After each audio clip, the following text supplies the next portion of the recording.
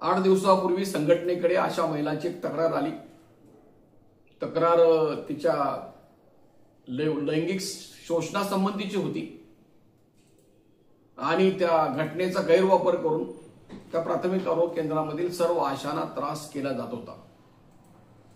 आशांना हिडीस करणे, त्यांना अपमानजनक बोलणे, त्यांच्या कामामध्ये अडथळे आणणे, हे सगळे प्रकार सुरू होते। आम्ही संघटनेच्या वतीने विचार केल्यानंतर असं आमच्या लक्षात आलं की कामाच्या ठिकाणी लैंगिक शोषणाविरोधी भारताचा एक जबरदस्त कायदा आहे। तो कायदा म्हणजे posh, prevention of sexual harassment act. या कायद्याखाली प्रत्येक ठिकाणी ज्या ठिकाणी 10 पेक्षा जास्त कर्मचारी काम करतात त्यांना एक तक्रार निवारण समिती स्थापन करावी लागते।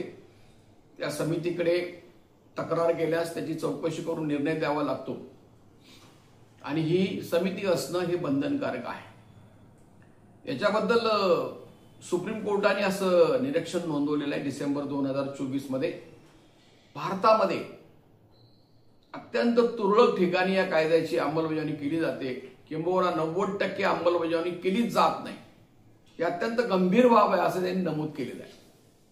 आणि गोव्याच्या एका प्राध्यापकांनी केलेल्या केसमध्ये आणि ह्या केसमध्ये सुप्रीम कोर्टाने असा आदेश केला की 21 जानेवारी 2025 पर्यंत सर्व ठिकाणी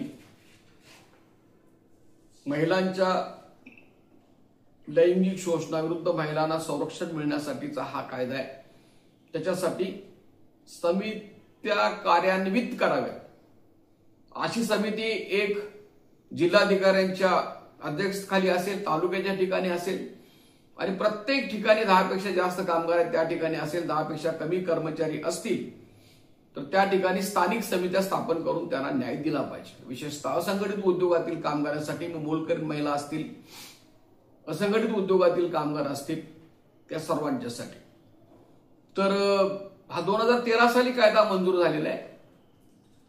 या कायद्याने अशी अपेक्षा व्यक्त केलेली आहे की डॉक्टर बाबासाहेब आंबेडकर यांनी घडवलेली जी घटना आहे त्या घटनेचं कलम 14, 15 आणि 21 नुसार महिलांना सन्मान मिळाला पाहिजे, कामाच्या ठिकाणी तिला सुरक्षित वातावरण निर्माण केलं पाहिजे,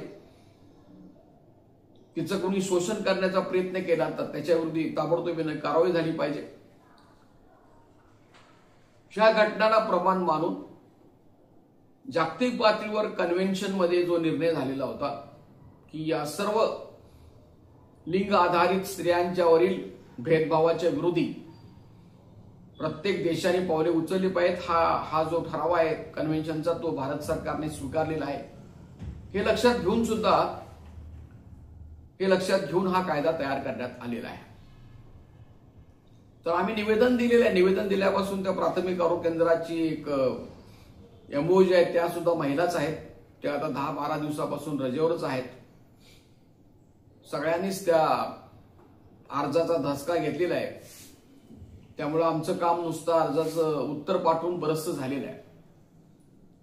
याबद्दल आणखीन विचार केल्यानंतर असं लक्षात आलं की हे फक्त याबद्दलच तक्रार नाही, म्हणजे असं आपण करू शकतो की लैंगिक शोषण हा एक भाग झाला, त्याला तर या कायद्याने पूर्णपणे संरक्षण आहे। स्त्रीचा अपमान करता कामा नये, स्त्रियांना त्रास करता कामा नये, हे तर आहेच, पण कलम 3 मध्ये असं सुद्धा नमूद करण्यात आलेलं आहे की महिलांचा अपमान करणे, त्यांच्या कामात सहकार्य न करणे, त्यांच्या कामाची अडवणूक करणे, त्यांना नोकरीचा आमिष दाखवणे, त्यांना केलेल्या कामाचा मोबदला न देणे, ज्या कामाचा मोबदला दिला जात नाही अशी कामं करून घेणे, हे सुद्धा हा सुद्धा छळ जो आहे हे सुद्धा या कायद्यामध्ये येतो। तो या कायद्याचा भाग समजावा असं नमूद असल्यामुळे की आता सर्व आशांनी या कायद्याच्या अंमलबजावणीचा सर्व राज्यभर आग्रह करणे आवश्यक आहे। इतकंच सांगितलं नाही त्यांनी, तर आता या 2025 जानेवारी पासून या कमिट्या तयार झालेल्याच नाहीत। त्यासाठी या कायद्यामध्ये अशी तरतूद आहे की ज्या ठिकाणी अशा पद्धतीची कमिटी तयार केली जाणार नाही त्याला जबाबदार असणाऱ्यांना 50,000 रुपयाच्या दंडाची तरतूद आहे.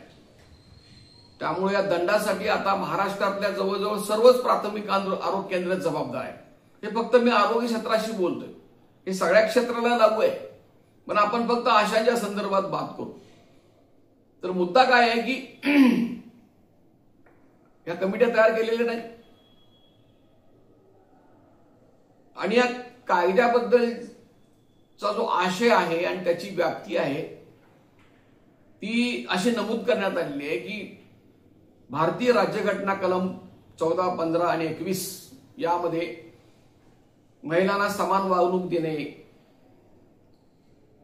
महिलांचा सन्मान करणे, ज्या ठिकाणी महिला काम करत असतील त्या ठिकाणी सुरक्षित वातावरण तयार करून देणे, या गोष्टी अपेक्षित आहेत.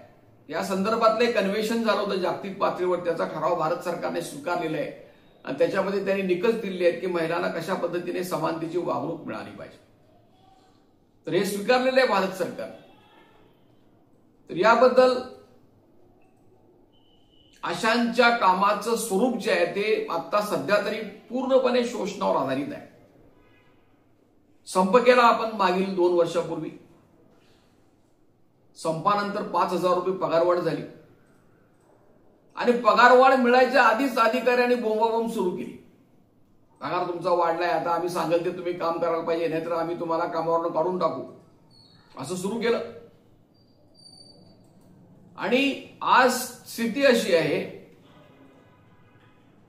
की मुळातच हे जे PIP मध्ये भारत सरकारकडून आशांच्या कामासंबंधी जे दरवर्षी परिपत्रक येतं म्हणा, आदेश येतो म्हणा, ताम्रपट येतं म्हणा, तेच मुळात शोषणाला मदत करणार आहे.